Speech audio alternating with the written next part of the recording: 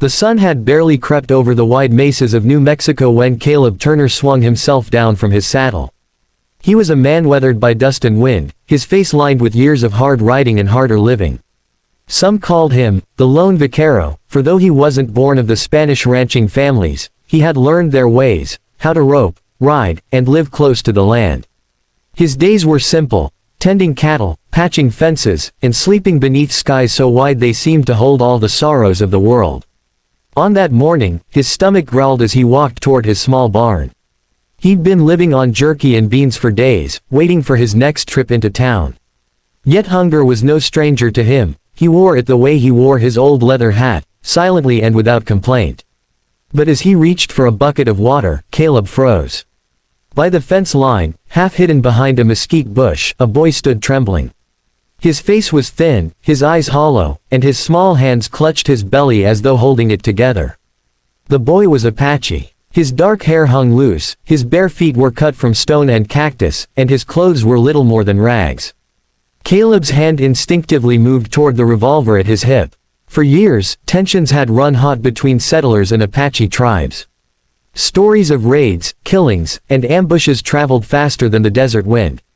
And yet, as Caleb met the boy's eyes, he saw no hatred there, no threat, only hunger. The child swayed, and for a moment, Caleb thought he would collapse. Without another thought, he strode forward, knelt, and scooped the boy into his arms. "You're half-starved," Caleb muttered, his voice rough but gentle. "Hold on, little one. I got you." Inside the barn, he laid the boy on a pile of hay and rummaged through his supplies. A tin of beans. A strip of dried beef. A crust of bread gone hard with time. It wasn't much, but to the boy, it was a feast. Caleb built a small fire, poured beans into a dented pan, and let the smell of warmth and life fill the space. The boy's eyes followed every movement, wide and desperate. When Caleb finally handed him the pan, the child ate as though afraid it might vanish from his hands. "What's your name, son?" Caleb asked quietly. The boy paused, cheeks full, and whispered in broken English, "Nanton." Caleb nodded. Strong name. For a while, the only sound was the boy's eating and the crackle of fire. Caleb leaned back against the wall, watching, his heart heavy. He'd seen cattle starve in a drought, seen men die of thirst on the trail, but nothing broke him like the sight of a child wasting away in silence. When Nanton finally slowed, his eyelids drooping with exhaustion, Caleb covered him with his own blanket. The boy clutched it tight, his small frame curling into the warmth. As night fell, Caleb sat awake, staring into the fire. He thought of the risks.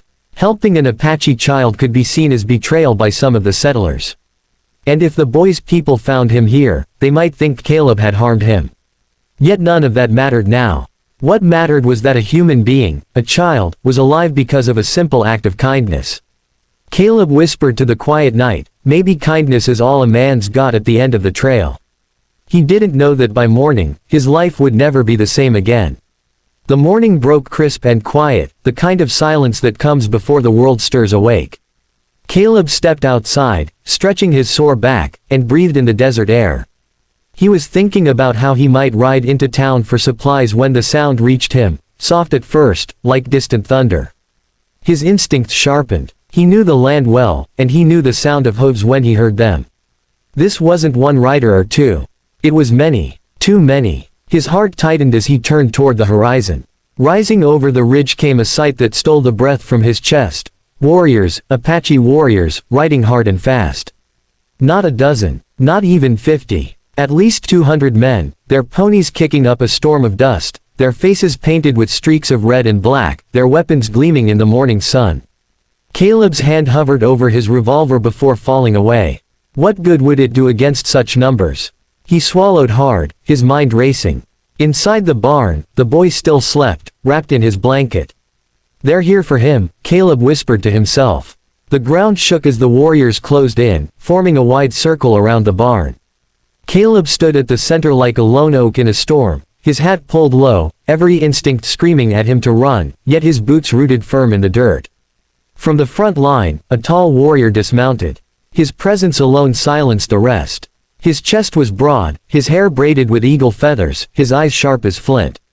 He walked toward Caleb with the slow, deliberate steps of a man who feared nothing. When he stopped just a few feet away, the silence was suffocating. Caleb felt every eye on him, every breath held. The warrior's voice was deep, his English rough but clear. "Where is the boy?" Caleb straightened, his throat dry. "Inside. He was starving. I gave him food. He's alive." The warrior's gaze burned into him, searching, measuring. Then he lifted his chin and barked a command in Apache. 2 riders dismounted and hurried into the barn. Caleb's fists clenched as he fought the urge to follow. Every instinct told him they could kill the boy, take him away, and leave Caleb's body in the dust. But then, Caleb heard a cry. Not of fear, but of relief. A child's voice. Nanton's voice. The boy stumbled out of the barn, clutching the blanket around him, and ran straight into the arms of the tall warrior. The man knelt, gathering the child close, his hardened expression breaking for just a moment into something raw, something deeply human. "He is your kin," Caleb realized aloud. The warrior looked up, eyes glistening, and gave a single nod. "My son." The revelation hit Caleb like a hammer. He'd thought the boy astray, abandoned or lost. But no, he was the son of a chief, a leader of men. And Caleb had fed him, sheltered him, saved him. The circle of warriors shifted uneasily. Some looked at Caleb with suspicion, others with something like respect. The tall warrior, clearly their leader, rose to his feet, holding his son's hand. "You could have let him die," the man said. "No one would know. No one would come. But you gave him life." Caleb shrugged, though his voice cracked as he answered, he was just a hungry boy. Didn't seem right to turn away. For a long moment, no one spoke.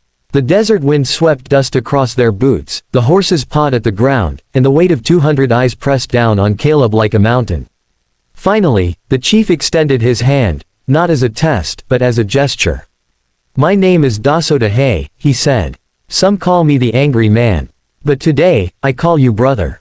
Caleb hesitated, his rough fingers twitching at his side. Then he reached out and clasped the chief's hand.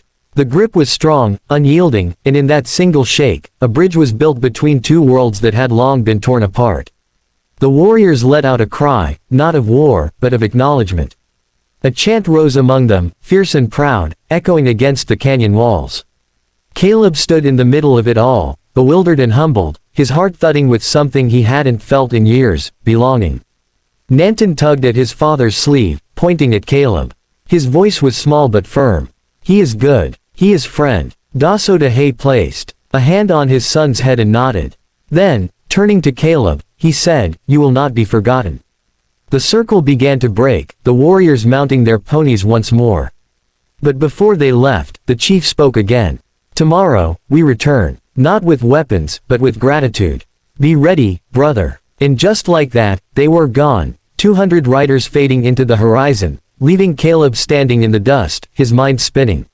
He looked back at the barn, where the fire still smoldered, where a boy's laughter had filled the silence only hours ago.